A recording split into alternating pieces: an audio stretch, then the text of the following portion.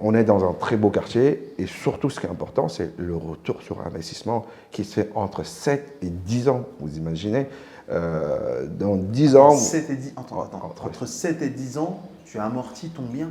Ah, mais exactement, entre 7 et 10 ans, tu as amorti ton bien. Et ce qui est encore plus important, c'est qu'en plus d'avoir amorti ton bien, c'est que le prix de ton bien, il a doublé. Parce qu'on est quand même dans un marché qui est complètement fou.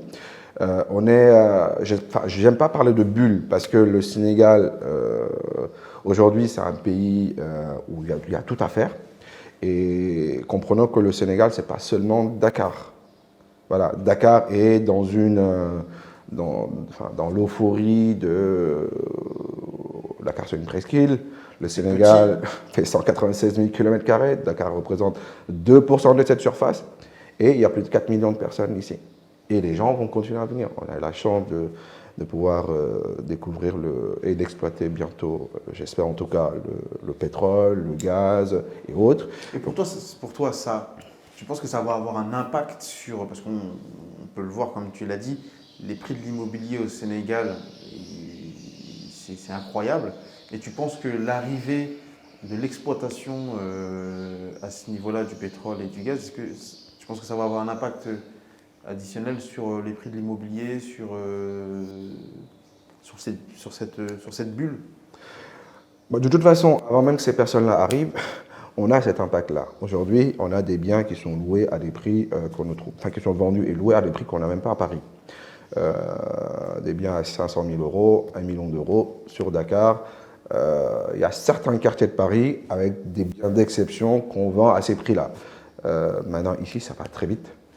Donc forcément, ces personnes-là qui vont venir avec un fort pouvoir d'achat encore plus, va encore impacter, je pense, positivement dans la sphère immobilière du Sénégal, tout à fait. Parce qu'on en parlait quand on s'était rencontrés la première fois, tu me parlais du moment où tu avais acheté ton terrain ici et le prix actuellement. C'est quoi le gap que ça a pris? Aujourd'hui, une idée aux gens de la folie du marché. Aujourd'hui, en 2 ans, 3 ans, c'est x4 le prix du terrain. Et en plus, tu ne le trouves pas. Donc c'est le gros problème d'ici. C'est que, après, l'endroit où nous sommes, c'est une vraie chance. C'est différent.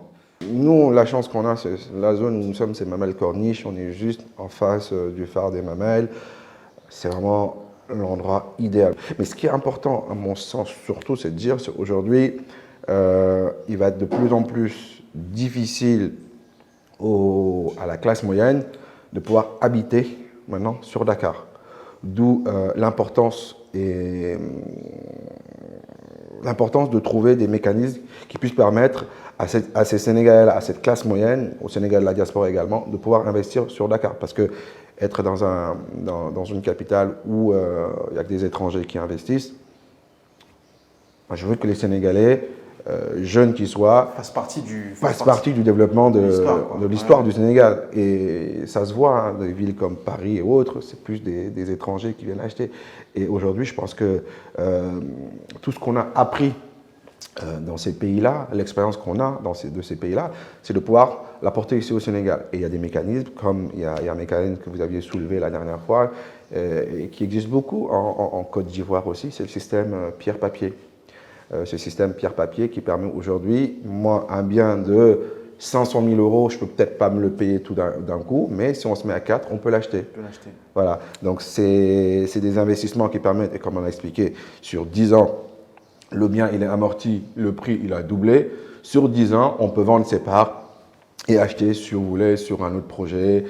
On peut partir sur des maisons. Il y a beaucoup de choses, et je pense que c'est des mécanismes qu'il faut des alternatives, parce que les prix montent, mais je pense que apporter une alternative pour permettre aux gens de faire partie un peu de cette histoire, et surtout, ceux qui veulent investir, il y a ceux qui veulent investir pour avoir un pied-à-terre, c'est-à-dire avoir leur maison.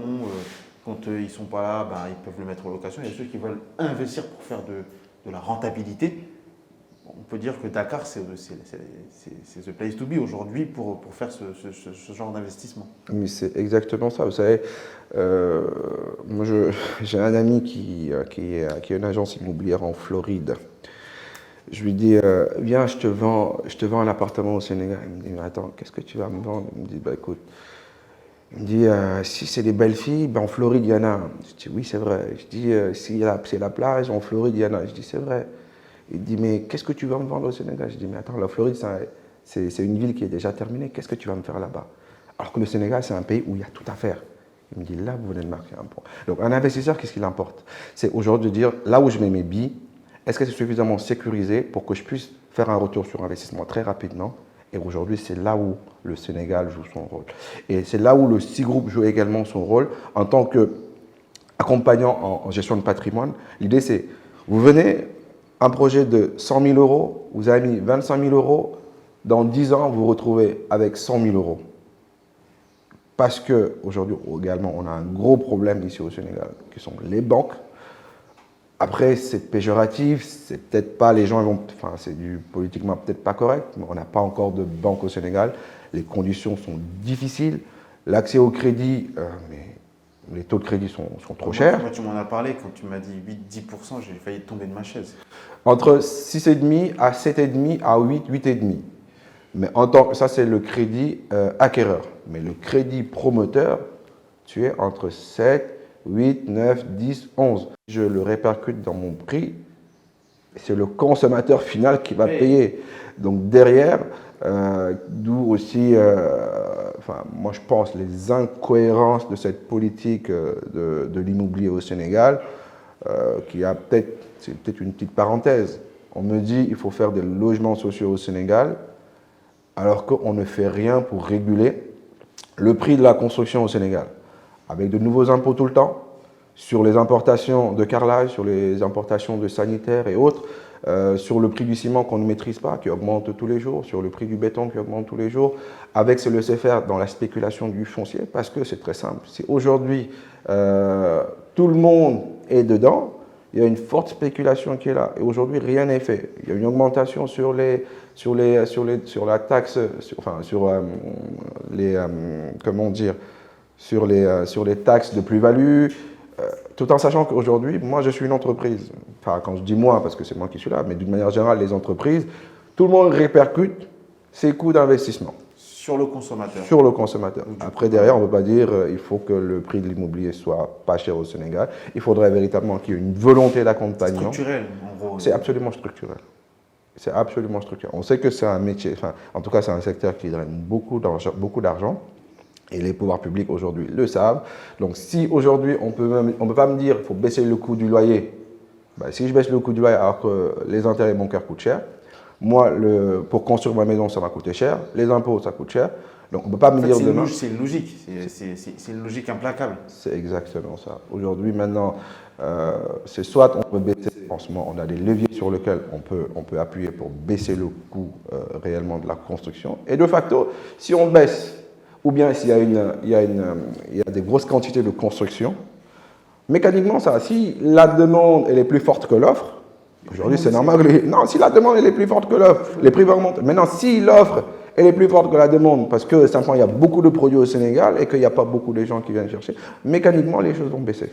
Mécaniquement. On n'a pas besoin de dire on va baisser, on n'a pas besoin de dire on va mettre des lois, tout ça, parce que bon, toutes les lois, toutes les études, malheureusement, nous au Sénégal, on est très très fort en études, en lois et autres. C'est dans la mise en place des choses et dans voir comment cette loi-là, l'impact sur la société, ce qui est un peu difficile ici au Sénégal. Comprenons qu'au Sénégal, on a un déficit de plus de 20 000 logements par an. C'est un gap qu'on ne peut pas résorber. Et le projet des 100 000 logements reste une bonne initiative si le projet va à son terme. Mais même avec cela, on ne va pas régler le problème de l'immobilier au Sénégal. D'où aujourd'hui l'importance de trouver, et en plus surtout de la cherté. Après, vous me direz que le Sénégal, c'est pas seulement Dakar, mais dans les autres villes, qu'on parte comme à Palmarin ou dans d'autres villes de la Petite Côte, les prix sont en train de monter en flèche également. Donc c'est le Sénégal qui est comme ça. Il faudrait qu'on comprenne tout de suite et dès maintenant ne pas dire non, ça va baisser, ça ne baissera pas. Ça fait que monter. Ça fait depuis 2015, je dis non, c'est trop cher, bon, ça va peut-être baisser. Mais en fait, ça fait que monter d'année en année. Ça monte et les gens vont habiter de plus en plus éloignés de Dakar et de plus en plus cher. On est en train de voir des maisons à Diamniadio à 70 millions. Et on pensait qu'à Diamniadio, on allait avoir des maisons à des prix qui sont à des prix de logements sociaux. Ben non. Aujourd'hui, il faut revenir à une réalité qui est là, c'est que le marché, il est comme il est. Jusqu'au jour où ça change, ben nous, on se dit peut-être que nos enfants, si on ne bosse pas très bien, n'auront pas la chance d'habiter à Dakar, parce que Dakar va coûter de plus en plus cher. Maintenant, d'où l'importance de trouver ces mécanismes-là. Il y a le système des terrains chers, il y a beaucoup d'autres systèmes. Aujourd'hui, vous achetez à 4 un appartement ou une maison, vous avez des titres au bout de 5 ans, 10 ans, 20 ans, si vous souhaitez, quand vous voulez, parce que c'est des entrées libres et sorties. Donc quand vous voulez, vous entrez, quand vous voulez, vous sortez, vous vendez votre bien. Et le capital qui a pris de la valeur, vous pouvez aller acheter dans une autre zone une maison. Et en plus, ça peut vous permettre aujourd'hui, je donne un exemple tout simple. Aujourd'hui, on achète une maison à 100 000 euros. On l'a fait à 4. Chacun donne 25 000 euros. Je fais 25 000 euros. Et moi, je mets 25 000 euros. Et pendant ce temps, je peux acheter un autre terrain dans une zone, dans un autre endroit. Exactement. Pour préparer demain si je sors. Exactement. En fait, aujourd'hui, les prix sont tels que c'est difficile. Premièrement. Deuxièmement, il y a très peu d'alternatives de financement. Donc, il faut avoir une stratégie. Et ça peut participer à une stratégie de dire je mets ça. Puis demain, je réfléchis à peut-être acheter un terrain. Et demain, si je sors et que mon capital il a fait x3, x4, je peux facilement construire et en plus avoir un pied-à-terre en même temps. Un client qui arrive, tu as besoin de savoir exactement lui ce qu'il cherche. Est-ce qu'aujourd'hui, mon produit répond à ses attentes? Donc moi, je t'écoute bien et je veux savoir exactement pourquoi tu veux faire cet investissement. Est-ce que c'est pour y habiter? Est-ce que c'est pour mettre en location? C'est pour mettre la famille? Et tout ça, là, c'est important. En fonction de ce que toi, tu veux faire, ton investissement n'est pas le même. Et en fonction également de ton profil d'investisseur et de ton profil également de père de famille. Quand je parle de père de famille d'une manière dans le sens large, ça peut être les femmes comme les hommes. J'ai des dépenses en Europe. Il faudrait que je puisse à la fois subvenir aux besoins de ma famille en Europe et de faire un investissement aussi au Sénégal. Donc aujourd'hui, nous sommes à même de pouvoir accompagner ces personnes-là en leur disant c'est le meilleur investissement que vous pouvez faire aujourd'hui. Et en général, les personnes, dans la cité Assis, on a vendu plus d'une centaine de logements. La résidence Atta, c'est des petites résidences qui sont vendues très très rapidement parce que les gens, ils savent qu'aujourd'hui, ils peuvent acheter, le bien va continuer à prendre de la valeur et derrière, nous, on s'occupe de la partie gestion locative. C'est parfait. En fait, tu fais un 360 et tu permets aux gens d'investir, de gérer pour eux parce que c'est une vraie contrainte quand on est à distance. Et je pense que c'est ce type d'alternative qui fait que les gens sont motivés et surtout, il y a l'aspect sécurité, on n'en parle pas assez, mais c'est ce qui va faire que les gens ont confiance et vont plus facilement arriver à investir et donner leur confiance pour faire ce projet de vie, parce que acheter une maison, c'est un projet de vie. C'est exactement ça. Et en plus, il faut être disponible pour les gens. Nous, c'est un métier. Notre métier, c'est plus du service. Et le service, il est très important. C'est l'écoute. C'est de savoir exactement ce que la personne veut. Moi, je ne suis pas là pour péjorativement te fourguer un bien. Je suis là pour te proposer un service, de vendre à la fin un bien qui répond à tes attentes. Parce qu'un client qui est satisfait, c'est 10 autres derrière qui sont... Moi, je veux dire, et pour la simple bonne raison, c'est que dans la cité Assis, le projet s'est vendu presque que sur du bouche à oreille. Pas de publicité. Presque pas de publicité. Toi, tu es content, tu ramènes ta copine, tu ramènes ta soeur, tu ramènes ton oncle, et c'est comme ça que ça s'est fait. Et aujourd'hui, il reste des choses, parce que les gens vont nous écouter, ils vont se poser la question, est-ce qu'il y a encore des choses à vendre? Oui, sur la cité Assis, il ne nous reste pas beaucoup de choses, il nous reste encore quelques produits sur lesquels on peut travailler. Il y a la résidence Atta, Sur la résidence Atta, il nous reste encore quelques produits. C'est quoi les ordres de prix pour que les gens voient s'ils peuvent se positionner? C'est des biens entre 30 000 jusqu'à 57 000 euros. Après, c'est un bien, moi j'aime bien c'est pour ça que je dis c'est très important de recevoir la personne, de savoir pourquoi la personne veut faire cet investissement-là. Parce que sur la façade, on peut tous être logés en même enseigne et à l'intérieur apporter des petites modifications, des petites choses comme ça. Et c'est très passionnant aujourd'hui de travailler sur un plan, tout ce qui est intérieur design. Nous, dans notre cabinet, on a des architectes également qui peuvent travailler sur tout ce qui est plan intérieur design, plan de couleur, remodélisation, retravail sur la distribution. C'est important parce que c'est une passion. Et ta maison, c'est un rêve. Et l'idée, moi, c'est que ce rêve-là peut être concrétisé par l'expérience que j'ai, par le savoir-faire que j'ai, parce que je suis très passionné par ça. C'est un métier qui est très, très passionnant. Donc il y a encore de toute façon, je pense qu'on publiera les contacts et les informations pour ceux qui souhaitent avoir justement des informations et surtout peaufiner leurs demandes pour que toi tu puisses y répondre de la meilleure des façons.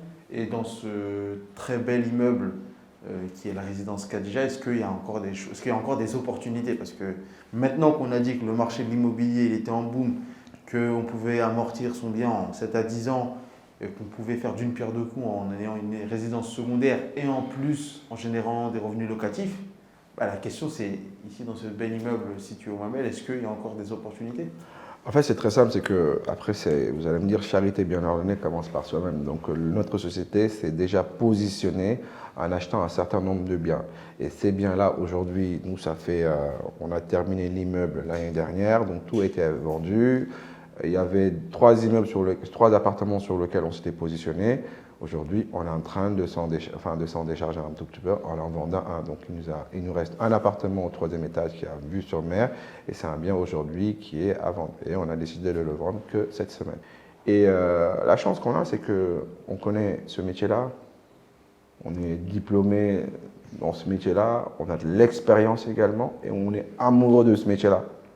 Tout est réuni pour faire du beau. Pour faire du beau et du bien et surtout répondre favorablement aux besoins des clients. Tout à fait. Et la question que je pose à tous les gens que je vais interviewer, c'est quelle personne, quel entrepreneur d'excellence, parce que c'est ça qu'on vise, hein, c'est qu'Urinvest, c'est l'objectif, c'est de réunir les meilleurs dans différents domaines, notamment dans le domaine du bâtiment, à commencer, et les réunir et centraliser cette information. Qui est-ce que toi tu pourrais nous recommander? Ça peut être un architecte, un carreleur, un peintre, qui soit dans ce domaine-là, que tu recommanderais qu'on puisse également interviewer, poser des questions, savoir comment il travaille, quelles sont ses difficultés, et également le mettre en avant pour que les gens de la diaspora puissent, demain, de la diaspora ou autre, hein, qui puissent, si besoin, contacter cette personne. Écoutez, je vais vous mettre en rapport avec Binta Diallo. C'est une consoeur, elle est à Paris aussi. Mais elle a une agence immobilière ici sur les Almadies. Et je sais que c'est une personne qui a les mêmes attentes et les mêmes visions que nous, qui essaie également d'apporter sa pierre à l'édifice, en apportant déjà elle a une formation en immobilier, donc elle sait comment ça marche. Et aujourd'hui, cette formation-là, elle est en train de l'amener ici au Sénégal pour pouvoir en faire bénéficier. Super, on va essayer de rentrer en contact avec Binta Diallo. Et je sais qu'elle en sera ravie. En tout cas, merci Babacar pour cette interview. On va visiter après l'appartement, mais en tout cas, merci pour le temps que tu nous as accordé et surtout toutes ces informations dont on a besoin justement pour sentir les choses. Quand on est à l'extérieur, c'est très difficile. Et d'avoir ce retour-là de gens qui ont fait l'expérience. J'imagine que tu as dû rencontrer pas mal d'embûches et partager ça pour essayer de nous faire gagner du temps. Je trouve que c'est très gentil de ta part de donner ce temps-là et ça crée un cercle vertueux et j'espère que ça va favoriser pour ceux qui étaient réticents ou qui se posaient des questions à sauter le pas. Moi, je veux vous dire merci à vous, c'est surtout vous qu'il faudrait remercier. Moi, aujourd'hui, ce que je sais, si je le partage avec vous, si je ne le partage pas plutôt avec vous, aucun intérêt. Donc l'idée c'est de pouvoir le partager avec vous, si ça peut aider des concitoyens à venir au Sénégal, à encore aimer le Sénégal encore plus que moi j'aime le Sénégal, parce que j'ai le Sénégal dans l'ADN. Il n'y a pas plus beau que le Sénégal, donc aujourd'hui c'est notre pays et personne ne va développer notre pays à notre place. Donc maintenant, comme dans tout pays, il y a des codes, ces codes-là quand on quitte le Sénégal, quand on revient ici c'est difficile. Mais en gens intelligents, on connaît ces codes-là et puis on essaie de prendre ce qu'il y a de mieux dans les pays où on était et ce qu'il y a de mieux dans ce pays-là et puis essayer de faire quelque chose qui va développer le Sénégal. Parce qu'il n'y a que nous qui pourrons encore développer le Sénégal. Qu'il y ait des embûches, qu'il y ait des difficultés majeures, oui, j'en ai vécu, je continue à en vivre, je continuerai toujours à en vivre également, mais c'est comme ça, c'est comme ça. Que ce soit ici au Sénégal ou dans un autre pays, de toute façon. Exactement, c'est tout à fait ça. Maintenant, après, il est peut-être un peu plus difficile quand on a perdu les codes au Sénégal. Mais après, il y a des gens qui sont très très bienveillants et qui vous accompagnent dans ce cercle-là. Et nous, en tout cas, on met à disposition notre connaissance, notre amour du métier et à toute personne qui souhaiterait vraiment investir au Sénégal en toute sécurité. Ben super, j'espère que ça va faire des heureux et surtout de nouveaux clients auxquels que tu vas pouvoir aider et surtout permettre de réaliser un rêve parce que souvent c'est un rêve et encore merci Babacar. Merci à vous, Malik.